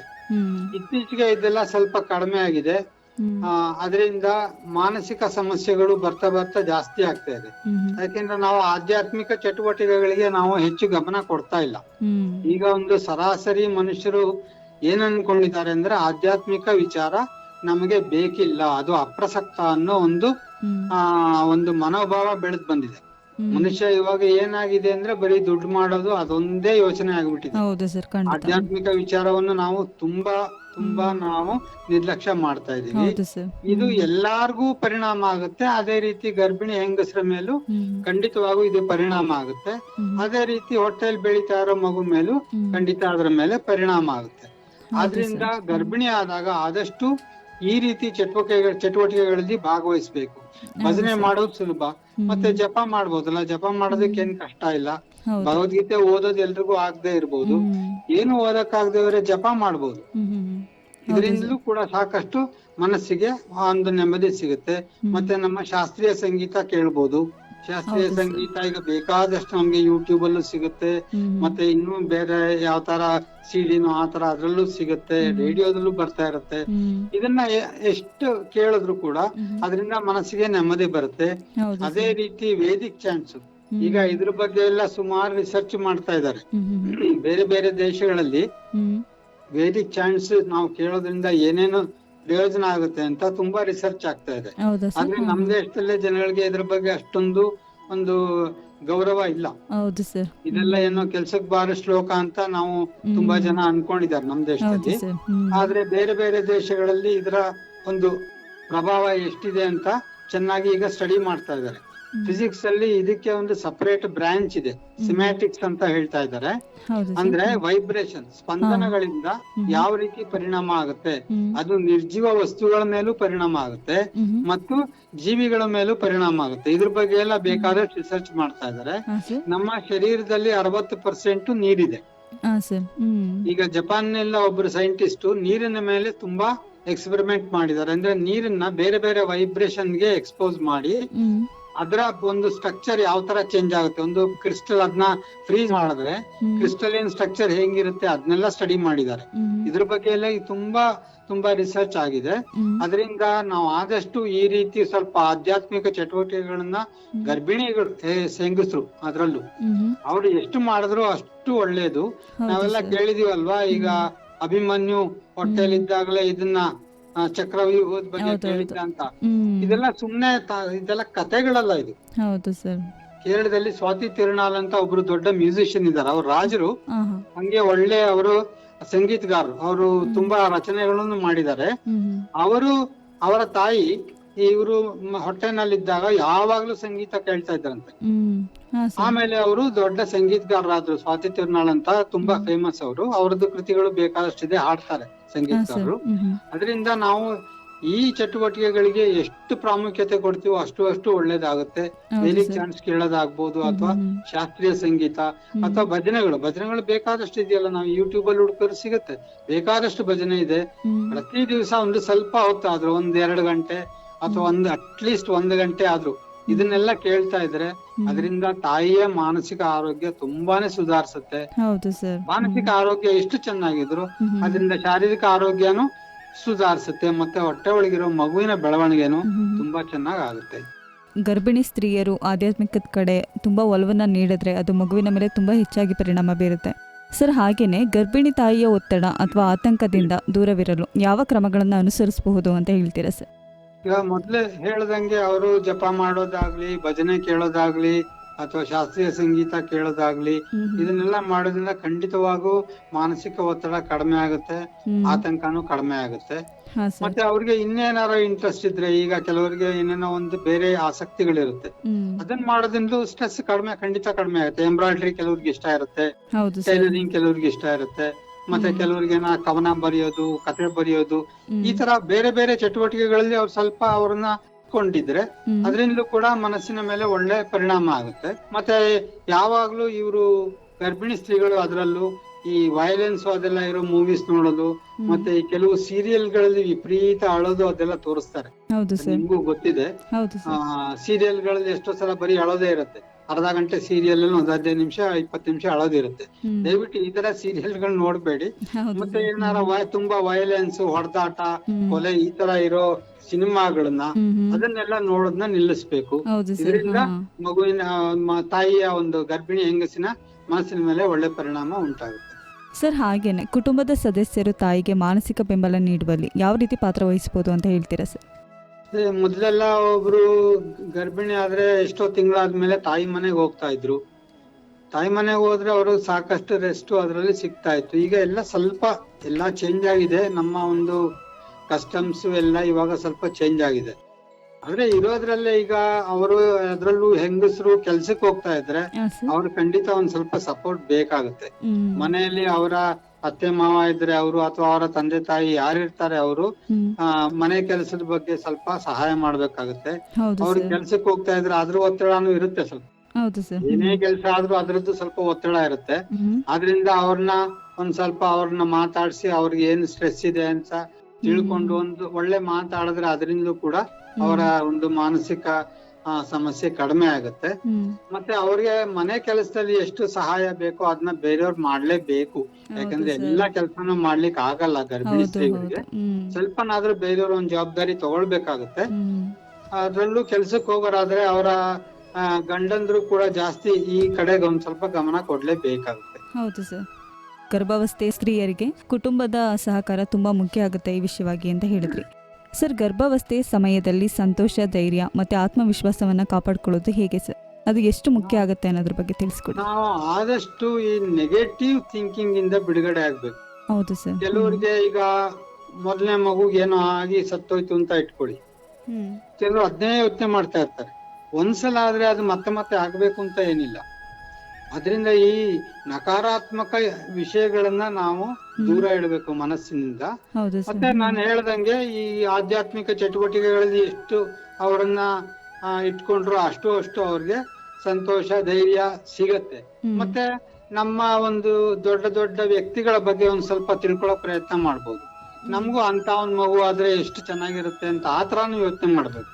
ಯಾವಾಗ್ಲೂ ನೆಗೆಟಿವ್ ಆಗಿ ಥಿಂಕ್ ಮಾಡೋದ್ ಬಿಟ್ಟು, ಕೆಲವರಿಗೆ ಬೇರೆ ಯಾರಿಗೋ ಏನೋ ತೊಂದರೆ ಆಗಿತ್ತು ಡೆಲಿವರಿ ಟೈಮ್ ನಲ್ಲಿ, ಅದನ್ನ ಜ್ಞಾಪಿಸ್ಕೊಂಡು ಹೆದರ್ಕೊಳ್ತಾರೆ. ಈ ತರ ವಿಚಾರಗಳನ್ನ ಬಿಟ್ಟು ಒಳ್ಳೆ ಯೋಚನೆಗಳನ್ನ ಬೆಳೆಸ್ಕೊಳ್ಬೇಕು. ನಾರ್ಮಲ್ ಡೆಲಿವರಿ ಆಗೋ ಸಾಧ್ಯತೆ ಜಾಸ್ತಿನೇ ಇರುತ್ತೆ, ಅದನ್ನ ತಿಳ್ಕೊಳ್ಬೇಕು. ಮತ್ತೆ ಸುಮ್ನೆ ಏನೇನೋ ಹೆದರಿಕೆಗಳನ್ನ ಬಿಟ್ಟು, ಈಗ ಒಂದು ಮಗುವಿನ ಮುಂದೆ ಏನು ಮಾಡ್ಬೋದು, ಆ ಮಗುನ ಯಾವ ತರ ಬೆಳೆಸ್ಬೇಕು, ಹಿಂಗೆ ಒಂದು ಯೋಚನೆ ಮಾಡ್ತಾ ಇದ್ರೆ ಅದರಿಂದ ಖಂಡಿತವಾಗ್ಲೂ ಅವರ ಮನಸ್ಸಿಗೆ ಒಂದ್ ಸ್ವಲ್ಪ ನೆಮ್ಮದಿ ಸಿಗುತ್ತೆ. ಮತ್ತೆ ಯಾವಾಗ್ಲೂ ನಮ್ಗೆ ಒಂದು ದೇವರ ಮೇಲೆ ಭಕ್ತಿ ಇದ್ರೆ ಧೈರ್ಯ ಬಂದೇ ಬರುತ್ತೆ. ಯಾಕೆಂದ್ರೆ ಮನುಷ್ಯರು ಅವ್ರು ಎಷ್ಟೇ ಅವರು ಐಶ್ವರ್ಯ ಇದ್ರು, ಎಂತ ಪೊಸಿಷನ್ ಇದ್ರು, ಮನುಷ್ಯರಿಗೆ ಕೆಲವು ಲಿಮಿಟೇಷನ್ ಇರುತ್ತೆ. ಅದನ್ನ ದಾಟ್ಕೊಂಡ್ ನಾವು ಹೋಗ್ಲಿಕ್ಕೆ ಆಗಲ್ಲ. ಆದ್ರೆ ದೇವರಿಗೆ ಯಾವ ಲಿಮಿಟೇಷನ್ ಇಲ್ವಲ್ಲ. ಅದರಿಂದ ದೇವರ ಮೇಲೆ ನಮ್ಗೆ ಎಷ್ಟು ನಂಬಿಕೆ ಇರುತ್ತೆ, ಎಷ್ಟು ವಿಶ್ವಾಸ ಇರುತ್ತೆ, ಅಷ್ಟು ನಮ್ಗೆ ಒಂದು ಆತ್ಮವಿಶ್ವಾಸ ಬರುತ್ತೆ. ಅದರಲ್ಲೂ ಈಗ ಭಾಗವತ ಅದನ್ನೆಲ್ಲ ಓದಿದ್ರೆ, ಈಗ ಕೃಷ್ಣನ್ ಬಗ್ಗೆ ಓದ್ತಾ ಇದ್ರೆ ಅದರಿಂದ ಮನಸ್ಸಿಗೆ ಖಂಡಿತ ಸಂತೋಷ ಸಿಗುತ್ತೆ, ಮತ್ತೆ ಧೈರ್ಯನೂ ಬರುತ್ತೆ. ಈ ರೀತಿ ಮಾಡೋದನ್ನ ಬಿಟ್ಟು ನಾವು ಬರೀ ನೆಗೆಟಿವ್ ಆಗಿ ಥಿಂಕ್ ಮಾಡ್ತಾ ಇದ್ರೆ ಅದರಿಂದ ನಮ್ಮ ಮಾನಸಿಕ ನೆಮ್ಮದಿ ಪೂರ್ತಿ ಹಾಳಾಗುತ್ತೆ. ಖಂಡಿತ ಸರ್. ಅಂದರೆ ಗರ್ಭಿಣಿ ಸ್ತ್ರೀಯರು ನಕಾರಾತ್ಮಕವಾಗಿ ಚಿಂತನೆಯನ್ನ ಮಾಡೋದನ್ನ ಬಿಟ್ಟು ಸಕಾರಾತ್ಮಕವಾಗಿ ಯೋಚನೆಯನ್ನ ಮಾಡಿದ್ರೆ ಅವ್ರಿಗೂ ಡೆಲಿವರಿ ಅನ್ನೋದು ಈಸಿಯಾಗಿ ಆಗ್ಬೋದು ಅನ್ನೋದ್ರ ಬಗ್ಗೆ ನಮಗೆ ತಿಳಿಸ್ಕೊಡ್ರಿ ಸರ್. ಹಾಗೇನೆ ಆಧ್ಯಾತ್ಮಿಕತೆ ಚಟುವಟಿಕೆಗಳು ಅಂದರೆ ಮಾತು, ಸಂಗೀತ, ಪಠಣ ಇತ್ಯಾದಿ ಮಗುವಿನ ಮನಸ್ಸಿಗೆ ಶಾಂತಿ ಮತ್ತು ಸಂವೇದನಾಶೀಲತೆಗೆ ಹೇಗೆ ಸಹಾಯ ಆಗುತ್ತೆ ಸರ್? ಈಗ ಹೊಟ್ಟೆ ಒಳಗಡೆ ಇರೋ ಮಗು ಮೇಲೆ ತಾಯಿ ಏನು ಕೇಳ್ತಾರೆ ಅದರ ಪರಿಣಾಮ ಹೆಂಗಾಗುತ್ತೆ ಅಂತ ಅದು ಕೂಡ ಈಗ ರಿಸರ್ಚ್ ಮಾಡ್ತಾ ಇದ್ದಾರೆ. ಈಗ ಗರ್ಭಿಣಿ ಹೆಂಗ್ಸ್ ಏನಾರ ರಾಕ್ ಮ್ಯೂಸಿಕ್ ಅಂತ ಕೇಳಿದಿರಲ್ಲ, ಮ್ಯೂಸಿಕ್, ಪಾಪ್ ಮ್ಯೂಸಿಕ್ ಅದೆಲ್ಲ ಇದೆಯಲ್ಲ, ಅದನ್ನ ಕೇಳಿದ್ರೆ ಆ ಹೊಟ್ಟೆ ಒಳಗಿರೋ ಮಗುಗೆ ಏನೋ ಒಂದ್ ಸಲ ಮುಜುಗರ ಆಗುತ್ತೆ ಅಂತ ಈಗ ಟೆಸ್ಟ್ ಮಾಡಿ ಹೇಳ್ತಾ ಇದ್ದಾರೆ. ಅದೇ ರೀತಿ ನಮ್ಮ ಶಾಸ್ತ್ರೀಯ ಸಂಗೀತ ಇದೆಯಲ್ಲ, ಆ ಶಾಸ್ತ್ರೀಯ ಸಂಗೀತವನ್ನು ಕೇಳಿದ್ರೆ ಹೊಟ್ಟೆಯಲ್ಲಿರೋ ಮಗು ಒಂಥರ ಆರಾಮ ನೆಮ್ಮದಿಯಿಂದ ಇರುತ್ತೆ ಅಂತ ಈಗ ಈ ಬೇರೆ ಬೇರೆ ಇನ್ವೆಸ್ಟಿಗೇಷನ್ ಎಲ್ಲ ಮಾಡಿ ಹೇಳ್ತಾ ಇದ್ದಾರೆ. ಅದರಿಂದ ಇದರ ಒಂದು ಪರಿಣಾಮ ಖಂಡಿತವಾಗೂ ಇದ್ದೇ ಇರುತ್ತೆ. ನಾವು ಈಗ ಇದನ್ನ ಸ್ವಲ್ಪ ಬಿಟ್ಟಿರೋದ್ರಿಂದ ಸಮಸ್ಯೆಗಳು ಜಾಸ್ತಿ ಆಗಿದೆ. ಇತ್ತೀಚೆಗೆ ಮಾನಸಿಕ ಸಮಸ್ಯೆ ವಿಪರೀತ ಆಗಿದೆ ನೋಡಿ. ನೀವೆಲ್ಲೋದ್ರೂ ಕೂಡ ಸೈಕಿಯಾಟ್ರಿಸ್ಟ್ ಗಳಿಗೆ ತುಂಬಾ ಡಿಮ್ಯಾಂಡ್ ಇವಾಗ. ಮತ್ತೆ ಎಷ್ಟೋ ಜನ ಗರ್ಭಿಣಿ ಸ್ತ್ರೀಗಳು ಕೂಡ ಆಂಗ್ಸೈಟಿ, ಡಿಪ್ರೆಷನ್ ಇದಕ್ಕೆಲ್ಲ ಔಷಧಿ ತಗೊಳ್ಳೋ ಅಂತ ಒಂದು ಸಂದರ್ಭ ನಾನೇ ನೋಡಿದ್ದೀನಿ. ನನ್ನ ಹತ್ರ ಹೇಳ್ಕೊಂಡಿದ್ದಾರೆ ಕೆಲವರು, ನಾನು ಗರ್ಭಿಣಿ ಆದಾಗ ನನ್ಗೆ ಆಂಗ್ಸೈಟಿ ಇತ್ತು, ಡಿಪ್ರೆಷನ್ ಇತ್ತು. ಇದಕ್ಕೆ ಸಾಮಾನ್ಯವಾಗಿ ಕಾರಣ ಏನಂದ್ರೆ ಅವ್ರ ಗರ್ಭಿಣಿ ಆಗಕ್ ಮುಂಚೆನೆ ಗಂಡ ಹೆಂಡತಿಯ ಒಂದು ಸಂಬಂಧ. ಈಗ ಏನಾಗಿದೆ, ಸ್ವಲ್ಪ ಒಂದು ಎಗೋ ಕ್ಲಾಶ್ ಅಂತ ಹೇಳ್ತೀವಲ್ಲ, ಇದು ಸ್ವಲ್ಪ ಜಾಸ್ತಿ ಆಗಿದೆ. ಯಾಕೆಂದ್ರೆ ಹೆಂಗಸರು ಸಂಪಾದನೆ ಮಾಡ್ತಾ ಇದಾರೆ, ಗಂಡಸರು ಸಂಪಾದನೆ ಮಾಡ್ತಾ ಇದಾರೆ, ನಾನೇನ್ ಕಡಿಮೆ ಅನ್ನೋ ಒಂದು ಆಟಿಟ್ಯೂಡ್ ಸ್ವಲ್ಪ ಬರ್ತಾ ಇದೆ. ಇದರಿಂದ ಎಗೋ ಕ್ಲಾಶ್ ಜಾಸ್ತಿ ಆಗ್ತಾ ಇದೆ. ಮತ್ತೆ ನಿಮ್ಗೆ ಗೊತ್ತಿರಬಹುದು, ಡೈವರ್ಸ್ ರೇಟ್ ನಮ್ ದೇಶದಲ್ಲೂ ಕೂಡ ಜಾಸ್ತಿ ಆಗ್ತಾ ಇದೆ. ಎಷ್ಟೋ ಸಲ ಏನಾಗುತ್ತೆ ಅಂದ್ರೆ ಇವರು ಗರ್ಭಿಣಿ ಆದ ಸಮಯದಲ್ಲಿ ಇವ್ರಿಗೆ ಡೈವರ್ಸಿನ ಯೋಚನೆ ಬಂದಿರುತ್ತೆ. ಹಾಗಾದ್ರೆ ಅವರು ಹೆಂಗೆ ಅವ್ರ ಮಾನಸಿಕ ಆರೋಗ್ಯ ಸರಿಯಾಗಿರುತ್ತೆ? ಖಂಡಿತವಾಗ್ಲೂ ಸರಿಯಾಗಿರಕ್ ಸಾಧ್ಯ ಇಲ್ಲ. ಅದರಿಂದ ಮೊದ್ಲಿಂದು ಗಂಡ ಹೆಂಡತಿ ಒಳ್ಳೆ ಸಂಬಂಧ ಇಟ್ಕೊಳ್ಬೇಕು. ಮತ್ತೆ ಜೀವನದಲ್ಲಿ ಬರೀ ದುಡ್ಡೇ ಮುಖ್ಯ ಅಲ್ಲ, ದುಡ್ಡು ಬೇಕು, ಆದ್ರೆ ದುಡ್ಡಿದ್ ಮಾತ್ರಕ್ಕೆ ಯಾರು ಸುಖವಾಗಿ ಇಲ್ಲ ಈ ಜೀವನದಲ್ಲಿ. ಎಷ್ಟೋ ಜನ ಕೋಟ್ಯಾಧೀಶ್ವರರೆಲ್ಲ ನಮ್ ದೇಶಕ್ಕೆ ಬಂದು ಅವ್ರ ದುಡ್ಡನ್ನೆಲ್ಲ ದಾನ ಮಾಡಿ ಸನ್ಯಾಸಿಗಳಾಗಿರುವಂತ ಒಂದು ಉದಾಹರಣೆನೂ ಇದೆ, ಬೇಕಾದಷ್ಟಿದೆ ಈ ತರದ್ದು. ಈಗ ಬೇರೆ ಬೇರೆ ದೇಶಗಳಿಂದ ಅವ್ರಿಗಲ್ಲಿ ಸಿಗದೆ ಇರೋದು ಏನೂ ಇಲ್ಲ, ಅಲ್ಲಿ ಸಿಗದೆ ಇರೋದೇನೋ ಅವ್ರಿಗೆ ಇಲ್ಲಿ ಸಿಗಲ್ಲ. ಅಂದ್ರೆ ನಾವು ಈ ಮೆಟೀರಿಯಲಿಸ್ಟಿಕ್ ಪಾಯಿಂಟ್ ಇಂದ ಹೇಳೋದಾದ್ರೆ ಬೇಕಾದಷ್ಟು ದುಡ್ಡು, ಅವ್ರಿಗೆ ಒಳ್ಳೊಳ್ಳೆ ಮನೆ, ಕಾರು ಎಲ್ಲ ಇರುತ್ತೆ. ಅದನ್ನೆಲ್ಲ ಬಿಟ್ಟು ಈ ದೇಶಕ್ಕೆ ಯಾಕೆ ಬರ್ತಾ ಇದಾರೆ ಅಂದ್ರೆ ಅವ್ರಿಗೆ ಏನೋ ಒಂದು ಕೊರತೆ ಅವ್ರಿಗೆ ಕಾಣುತ್ತೆ. ಅದರಿಂದ ಅವ್ರು ಇಲ್ಲಿಗೆ ಹಾ. ಬರ್ತಾರೆ. ಆ ಕೊರತೆ ಇಲ್ಲಿಗೆ ಬಂದು ಕಡಿಮೆ ಆಗಿದೆ. ಈಗ ರೀಸೆಂಟ್ ಆಗಿ ಇದಾಯ್ತಲ್ಲ, ಮಹಾಕುಂಭ ಮೇಳ ಆಯ್ತು. ಹಾ ಸರ್. ಮಹಾಕುಂಭ ಮೇಳಕ್ಕೆ ಫಾರಿನರ್ಸ್ ಎಷ್ಟು ಜನ ಬಂದಿದ್ರು ನೀವು ನೋಡಿರ್ಬೋದು. ಹೌದು ಸರ್, ಬೇಕಾದ ಜನ ಖಂಡಿತ. ಫಾರಿನರ್ಸ್ ಬಂದಿದ್ದಾರೆ. ಹೌದು ಸರ್. ತುಂಬಾ ಒಳ್ಳೆ ಕೆಲಸದಲ್ಲಿ ಇದ್ದವರೆಲ್ಲ ಈ ಆಪಲ್ ಮತ್ತೆ ಮೈಕ್ರೋಸಾಫ್ಟ್ ಇಂತ ಕಂಪನಿಲಿ ಲಕ್ಷಾಂತರ ರೂಪಾಯಿ ಸಂಬಳ ತಗೊಳ್ತಾ ಇದ್ದವರೆಲ್ಲ ಆ ಕೆಲಸ ಬಿಟ್ಟು ಸನ್ಯಾಸಿಗಳಾಗಿದ್ದಾರೆ. ಹೌದು ಅವರ ಸರ್. ಇಂಟರ್ವ್ಯೂ ಎಲ್ಲ ಬೇಕಾದಷ್ಟು ಆಗಿದೆ. ಅದು ಹೌದು. ಯೂಟ್ಯೂಬ್ ನಲ್ಲಿ ನೋಡಿದ್ರೆ ಸಿಗುತ್ತೆ. ಹೌದು ಸರ್. ಅದರಿಂದ ನಾವು ಯಾವಾಗಲೂ ತಿಳ್ಕೊಳ್ಬೇಕು, ದುಡ್ಡಿಗೆ ಎಷ್ಟು ಪ್ರಾಮುಖ್ಯತೆ ಕೊಡ್ಬೇಕು ಅಷ್ಟು ಮಾತ್ರ ಕೊಡ್ಬೇಕು. ಹೌದು ಈಗ ಸರ್. ಏನಾಗಿದೆ ಅಂದ್ರೆ ದುಡ್ಡೇ ಇಲ್ಲ ಅನ್ನೋ ಒಂದು ಭಾವನೆ ಬೆಳ್ಕೊಂಡಿದೆ. ಹೌದು. ಆ ದುಡ್ಡು ಮಾಡೋದಕ್ಕೆ ಮನುಷ್ಯರು ಏನ್ ಬೇಕಾದ್ರೂ ಮಾಡೋದಕ್ಕೆ ತಯಾರಾಗಿದೆ. ಅದಕ್ಕೆ ಈಗ ಕರಪ್ಷನ್ ಇಷ್ಟು ಜಾಸ್ತಿ ಆಗಿದೆ. ಎಲ್ಲಾ ಕಡೆನೂ ಮೋಸ ಇಲ್ಲದೆ ಬಿಸ್ನೆಸ್ ಇಲ್ಲ ಹೌದು. ಹಾಗಾಗಿದೆ. ಪ್ರತಿಯೊಂದು ಮೇಖಲೆಯಲ್ಲೂ ಸಿಕ್ಕಾಪಟ್ಟೆ ಆಗಿದೆ ಇದು. ಹ್ಮ್. ಇದರ ಪರಿಣಾಮವನ್ನು ನಾವು ಯಾವಾಗ್ಲೂ ಅನುಭವಿಸ್ಬೇಕಾಗುತ್ತೆ. ಇದಕ್ಕೆ ನಮ್ಮವ್ರು ಹೇಳ್ತಾ ಇದ್ರು ಕರ್ಮ ಮತ್ತೆ ಪುನರ್ಜನ್ಮ ಅಂತ. ಅಂದ್ರೆ ನಾವು ಮಾಡಿದ ಕರ್ಮದ ಫಲ ನಮ್ಗೆ ಇವತ್ತಲ್ಲ ನಾಳೆ ಖಂಡಿತವಾಗೂ ಬರುತ್ತೆ. ನಮ್ಗೆ ಅನ್ಸ್ಬೋದು ದುಡ್ಡಿದ್ರೆ ಒಂದು ಪೊಸಿಷನ್ ಇದ್ರೆ ನಾವ್ ಏನ್ ಬೇಕಾದ್ರೂ ಮಾಡ್ಬೋದು ಅಂತ ಕೆಲವರು ತಿಳ್ಕೊಳ್ತಾರೆ. ಆದ್ರೆ ಯಾವ್ದು ಶಾಶ್ವತ ಅಲ್ಲ. ದುಡ್ಡು ಶಾಶ್ವತ ಅಲ್ಲ, ಅಧಿಕಾರನು ಶಾಶ್ವತವಲ್ಲ. ಅದೆಲ್ಲ ಕಳ್ಕೊಂಡು ಕೊನೆಗೆ ಭಿಕಾರಿಗಳಾಗುವಂತವ್ರು ಬೇಕಾದಷ್ಟು ಜನ ಇದ್ದಾರೆ. ಇವರನ್ನು ನೋಡಿ ನಾವು ಪಾಠ ಕಲಿಬೇಕು. ಅದರಿಂದ ನಾವು ಅದಕ್ಕೆ ನಾವು ಪುರುಷಾರ್ಥ ಅಂತ ಹೇಳ್ತೀವಿ, ಧರ್ಮ ಅರ್ಥ ಕಾಮ ಮೋಕ್ಷ ಅಂತ. ಇದ್ರ ಬಗ್ಗೆನೂ ನಾವು ಸ್ವಲ್ಪ ತಿಳ್ಕೊಳ್ಬೇಕು. ಧರ್ಮದ ಬಗ್ಗೆ ಮತ್ತೆ ಮೋಕ್ಷದ ಬಗ್ಗೆನೂ ಸ್ವಲ್ಪ ತಿಳ್ಕೊಳ್ಬೇಕು. ಈಗ ಇದನ್ನ ಪೂರ್ತ ಮರೆತ್ಬಿಟ್ಟು ಮನುಷ್ಯ ಈಗ ಅರ್ಥ ಮತ್ತು ಕಾಮ ಇದೆರಡರಲ್ಲೇ ಮುಳುಗ್ಬಿಟ್ಟಿದ್ದಾನೆ. ಒಬ್ಬ ಸಾಮಾನ್ಯ ಮನುಷ್ಯ ಜೀವನ ಅಂದ್ರೆ ಬೇರೆ ಏನು ಇಲ್ಲ, ದುಡ್ಡು ಮಾಡು ಮಜಾ ಮಾಡು ಈ ತರ ಆಗಿದೆ. ಹೀಗೆ ಅವರು ವಿಪರೀತವಾಗಿ ಇಂದ್ರಿಯ ಸುಖಗಳನ್ನ ಹುಡ್ಕೊಂಡು ಹೋಗಿ ಏನೇನೋ ಕೆಟ್ಟ ಅಭ್ಯಾಸಗಳನ್ನ ಮಾಡ್ಕೊಂಡು ಅದರಿಂದ ಸಮಸ್ಯೆಗಳು ಉಂಟಾಗುತ್ತೆ. ಈಗ ಕೆಲವು ಕಡೆ ನಮ್ ದೇಶದಲ್ಲಿ ಅಷ್ಟು ಕಡಿಮೆ ಇರ್ಬೋದು, ಬೇರೆ ದೇಶಗಳಲ್ಲಿ ಗರ್ಭಿಣಿ ಹೆಂಗಸರು ಸಿಗರೇಟ್ ಸೇದೋರಿದ್ದಾರೆ. ಹೌದು ಸರ್. ಮದ್ಯಪಾನ ಮಾಡೋರಿದ್ದಾರೆ. ಇದರಿಂದ ಮಗು ಮೇಲೆ ಪರಿಣಾಮ ಆಗುತ್ತೆ. ಹೌದು ಸರ್. ಇದನ್ನ ನಾವೆಲ್ಲ ತಿಳ್ಕೊಳ್ಬೇಕು. ಶಾರೀರಿಕ ಆರೋಗ್ಯ ಮಾತ್ರ ನೋಡಿದ್ರಾಗಲ್ಲ, ಇದನ್ನು ಮಾನಸಿಕ ಆರೋಗ್ಯ ಮತ್ತೆ ಆಧ್ಯಾತ್ಮಿಕ ಬೆಳವಣಿಗೆ ಎರಡೂ ಒಟ್ಟೊಟ್ಟಿಗೆ ಹೋಗುತ್ತೆ. ಯಾರು ಆಧ್ಯಾತ್ಮಿಕವಾಗಿ ಮುಂದಕ್ಕೆ ಹೋಗ್ತಾರೆ ಅವ್ರಿಗೆ ಮಾನಸಿಕ ಆರೋಗ್ಯ ಖಂಡಿತವಾಗೂ ಇರುತ್ತೆ. ಯಾರು ಆಧ್ಯಾತ್ಮಿಕ ವಿಚಾರವನ್ನು ಪೂರ್ತಿ ಕಡೆಗಣಿಸ್ತಾರೆ ಅವ್ರಿಗೆ ಇವತ್ತಲ್ಲ ನಾಳೆ ಅವರ ಮಾನಸಿಕ ಆರೋಗ್ಯ ಹದಗೆಡೋದು ಗ್ಯಾರಂಟಿ. ಅದರಿಂದ ನಾವು ಆಧ್ಯಾತ್ಮಿಕ ಚಟುವಟಿಕೆಗಳಿಗೆ ಎಷ್ಟು ಕೊಡಬೇಕು ಅಷ್ಟು ಗಮನ ಇವಾಗ ಕೊಡ್ತಾ ಇಲ್ಲ. ಅದು ಸ್ವಲ್ಪ ಜಾಸ್ತಿ ಮಾಡ್ಕೊಳ್ಬೇಕು. ಇದು ಪ್ರತಿಯೊಂದು ಮನೆಯಲ್ಲೂ ಆಗಬೇಕು. ನೀವು ಹೇಳ್ದಂಗೆ ಮನೆಯ ಮೊದಲ ಪಾಠಶಾಲೆ ಅಂತ ಮನೆಯಲ್ಲಿ ಇದು ಶುರುವಾಗ್ಬೇಕು. ಅದು ಗರ್ಭಿಣಿ ಹೆಂಗಸರು ಮತ್ತೆ ಅದಕ್ಕೆ ಮದುವೆ ಆದ್ಮೇಲೆ ಕೂಡ ಕೆಲವು ವಿಚಾರಗಳನ್ನ ಎಲ್ಲ ಹೇಳ್ಬೇಕಾಗುತ್ತೆ. ಅದು ಸ್ವಲ್ಪ ಈಗ ಕಡಿಮೆ ಆಗಿದೆ. ಮದುವೆ ಅಂದ್ರೆ ಹನಿಮೂನ್ ಹೋಗೋದ್ರ ಬಗ್ಗೆನೆ ಯೋಚನೆ ಮಾಡ್ತಾರೆ ಹೊರತುವೆ ಮದುವೆ ಅಂದ್ರೆ ಈಗ ಗೃಹಸ್ಥ ಆಶ್ರಮಕ್ಕೆ ಬಂದ್ರೆ ಒಂದು 5 ಧರ್ಮ ಅಂತಿದೆ ಗೃಹಸ್ಥರಿಗೆ. ಅದ್ರ ಬಗ್ಗೆ ಎಲ್ಲ ಜನ ತಿಳ್ಕೊಳಕ್ ಪ್ರಯತ್ನ ಮಾಡ್ತಾರಲ್ಲ, ಅದು ತಿಳ್ಕೊಳ್ಬೇಕು. ಪ್ರತಿ ದಿವಸ ಸ್ವಲ್ಪನಾದ್ರೂ ಭಗವದ್ಗೀತೆ ಓದೋದಾಗ್ಲಿ, ಜಪ ಮಾಡೋದಾಗ್ಲಿ, ಅಥವಾ ಯಾರಿಗೆ ಪೂಜೆ ಮಾಡೋದಕ್ಕೆ ಆಸಕ್ತಿ ಇರುತ್ತೆ ಅವ್ರು ಪೂಜೆ ಮಾಡೋದು ಯಾವ್ದೋ ಒಂದು. ಈಗ ನಾವು ಹಿಂಗೆ ಮಾಡ್ಬೇಕು ಹಂಗೆ ಮಾಡ್ಬೇಕು ಅಂತ ನಮ್ಮವ್ರು ಮೊದ್ಲಿಂದ ಹೇಳಿಲ್ಲ. ಭಕ್ತಿ ಯೋಗ ಆಗ್ಬೋದು, ರಾಜಯೋಗ ಆಗ್ಬೋದು, ಜ್ಞಾನ ಯೋಗ ಆಗ್ಬೋದು. ಅವ್ರು ಯಾವ ದಾರಿ ಅವ್ರಿಗೆ ಸೂಟ್ ಆಗುತ್ತೋ ಆ ದಾರಿಲಿ ಅವ್ರು ಹೋಗ್ಬೋದು.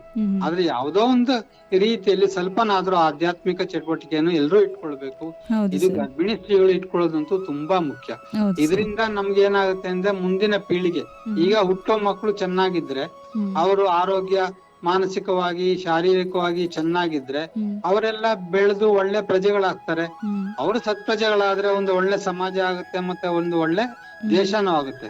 ನಾವು ಸುಮ್ನೆ ಗವರ್ಮೆಂಟ್ ಅನ್ನು ಬೈಯೋದ್ರಿಂದ ಏನು ಪ್ರಯೋಜನ ಇಲ್ಲ. ಯಾಕಂದ್ರೆ ನಾವು ವೋಟ್ ಹಾಕೋದ್ರಿಂದ ಅವರು ಆಗೋದು ಲೀಡರ್ಸ್ ಆಗೋದು. ನಾವು ನಮ್ ಬುದ್ಧಿನೂ ನಾವು ಸರಿಯಾಗಿ ಇಟ್ಕೊಳ್ಬೇಕು, ನಮ್ ಜವಾಬ್ದಾರಿ ನಾವು ತಿಳ್ಕೊಳ್ಬೇಕು. ಇದು ಎಲ್ಲಾ ಈಗ ಮದುವೆ ಆಗ್ತಾ ಇದಾರಲ್ಲ ಅವರಿಂದ ಶುರುವಾಗ್ಬೇಕು. ಇವು ಅವರು ಒಂದು ಜವಾಬ್ದಾರಿಯುತ ತಂದೆ ತಾಯಿಗಳಾಗ್ಬೇಕು. ಮಕ್ಕಳ ಒಂದು ವಿಚಾರದಲ್ಲಿ ಸಾಕಷ್ಟು ಗಮನ ಅವ್ರು ಗರ್ಭಿಣಿ ಆದಾಗ್ಲಿಂದ ಶುರು ಮಾಡ್ಬೇಕು. ಹಂಗೆ ಮಾಡಿದ್ರೆ ಖಂಡಿತವಾಗ್ಲೂ ನಮ್ ಸಮಾಜ ಇಂಪ್ರೂವ್ ಆಗುತ್ತೆ. ಗರ್ಭಿಣಿ ಆದಾಗ ಆ ಸಮಯದಲ್ಲಿ ಕುಟುಂಬದ ಸಹಕಾರ ತುಂಬಾ ಮುಖ್ಯ ಆಗುತ್ತೆ. ಹಾಗೇನೆ ಗಂಡ ಹೆಂಡತಿಯ ಭಾವನಾತ್ಮಕ ಸಂಬಂಧದಿಂದ ಕೂಡ ಮಗುವಿನ ಬೆಳವಣಿಗೆ ಬಗ್ಗೆ ಅಷ್ಟು ಪರಿಣಾಮ ಬೀರುತ್ತೆ ಅನ್ನೋದ್ರ ಬಗ್ಗೆನೂ ಹೇಳಿದ್ರಿ. ಹಾಗೆ ಕರ್ಮ, ಪುನರ್ಜನ್ಮ, ಆಧ್ಯಾತ್ಮಿಕತೆ ಗರ್ಭಿಣಿ ಸ್ತ್ರೀಯರಿಗೆ ಎಷ್ಟು ಮುಖ್ಯ ಆಗುತ್ತೆ ಅನ್ನೋದ್ರ ಬಗ್ಗೆ ತಿಳಿಸ್ಕೊಡ್ರಿ. ಬಹಳ ಸಂತೋಷ ಸರ್. ಇದುವರೆಗೂ ನಮ್ಮ ಜೊತೆ ಇದ್ದು ಗರ್ಭಿಣಿಯ ಶಾರೀರಿಕ ಮತ್ತು ಮಾನಸಿಕ ಆರೋಗ್ಯದ ಪರಿಣಾಮ ಗರ್ಭಸ್ಥ ಶಿಶುವಿನ ಮೇಲೆ ಹೇಗೆ ಪರಿಣಾಮ ಬೀರುತ್ತೆ ಎಂಬ ವಿಚಾರವಾಗಿ ನಮ್ಮ ಕೇಳುಗರಿಗೆ ತಿಳಿಸ್ಕೊಟ್ಟಿದ್ದೀರಾ. ಅದಕ್ಕಾಗಿ ಜನಧ್ವನಿ ಪರವಾಗಿ ಹಾಗೂ ಕೇಳುಗರ ಪರವಾಗಿ ಧನ್ಯವಾದಗಳು ಸರ್. ಕೇಳುಗರೇ, ಇದುವರೆಗೂ ಕೇಳ್ತಾ ಇದ್ರಿ ಮನೆ ಮೊದಲ ಪಾಠಶಾಲೆ ಕಾರ್ಯಕ್ರಮದಲ್ಲಿ ನಿವೃತ್ತ ಮಕ್ಕಳ ತಜ್ಞರಾದ ಡಾಕ್ಟರ್ ಅರುಣ್ ಕುಮಾರ್ ಅವರ ಜೊತೆಗಿನ ಸಂದರ್ಶನ ಕಾರ್ಯಕ್ರಮವನ್ನು. ಮುಂದಿನ ಸಂಚಿಕೆಯಲ್ಲಿ ಮಕ್ಕಳ ಆರೋಗ್ಯ ಸಮಗ್ರ ವೀಕ್ಷಣೆಯ 2ನೇ ಭಾಗವಾಗಿ ಹೆರಿಗೆಯ ನಂತರ ಮಗುವಿನ ಪೋಷಣೆಯನ್ನು ಪೋಷಕರು ಹೇಗೆ ಮಾಡಬೇಕು ಎಂಬ ವಿಷಯದ ಸಂದರ್ಶನ ಕಾರ್ಯಕ್ರಮದಲ್ಲಿ ಮತ್ತೆ ಭೇಟಿಯಾಗೋಣ ಅಂತ ಹೇಳ್ತಾ ಇವತ್ತಿನ ಕಾರ್ಯಕ್ರಮವನ್ನು ಮುಕ್ತಾಯ ಮಾಡ್ತಾ ಇದ್ದೀನಿ. ಅಲ್ಲಿಯವರೆಗೆ ಕೇಳ್ತಾ ಇರಿ ಜನಧ್ವನಿ. ಇದು ನಿಮ್ಮ ಧ್ವನಿ, ನಿಮ್ಮ ಊರಿನ ಧ್ವನಿ, ಜನಧ್ವನಿ. ನಮಸ್ಕಾರ. ಮನೆಯೇ ಮೊದಲ ಪಾಠಶಾಲೆ, ಜನನಿ ತಾನೇ ಮೊದಲ ಗುರುವು, ಜನನಿಯಿಂದ ಪಾಠ ಕಲಿತ ಜನರೇ ಧನ್ಯರು ಎಂಬ ಕವಿವಾಣಿಯಂತೆ ಹಿರಿಯರ ಅನುಭವ, ಗುರುಗಳ ಮಾರ್ಗದರ್ಶನ, ತಂದೆ ತಾಯಂದಿರ ಪ್ರೀತಿ ವಾತ್ಸಲ್ಯದ ಜೊತೆಗೆ ಮಗುವಿನ ಕಲಿಕಾ ಸಾಮರ್ಥ್ಯವನ್ನು ಅನಾವರಣಗೊಳಿಸುವ ಕಾರ್ಯಕ್ರಮವೇ ಮನೆಯೇ ಮೊದಲ ಪಾಠಶಾಲೆ. ತಪ್ಪದೆ ಕೇಳಿ ಪ್ರತಿ ಭಾನುವಾರ ಬೆಳಗ್ಗೆ 10:20 ಹಾಗೂ ಮರುಪ್ರಸಾರ ಸೋಮವಾರ ಮಧ್ಯಾಹ್ನ 3:40 ನಿಮ್ಮ ಜನಧ್ವನಿ ಬಾನುಲಿ ಕೇಂದ್ರದಿಂದ ಪ್ರಸಾರವಾಗಲಿದೆ.